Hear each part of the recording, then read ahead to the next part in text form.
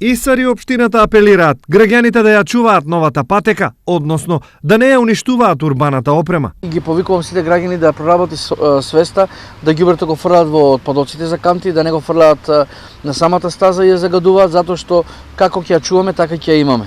А ние како локална власт, како јавно предпријатие, ќе продолжиме и ја средивме и хортикултурно од двете страни, ќе продолжиме да ја одржуваме, редовно ја метеме, редовно ја чистиме. Апелот на Исар доаѓа откако на урбаната опрема, но и зеленилото во неколку наврати беа цел на неодговорни и несовесни, нешто што како проблем го посочуваат и граѓаните. Патеката немаше да не достига, само народот е многу лош.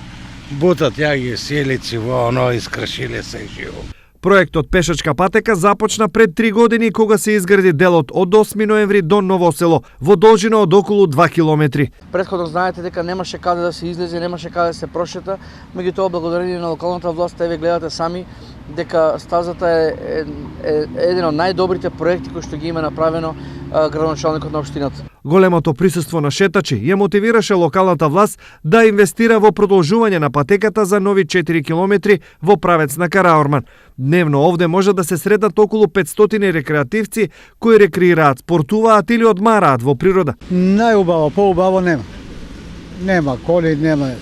Особено за постари, за млади деца, за се е убаво и за сите. Изградбата на патеката има овозможи на Штипјани да откријат еден досега за нив непознат и неискористен дел, онај покрај течението на Брегалница, а намерата е патеката да биде продолжена до селото Таринци.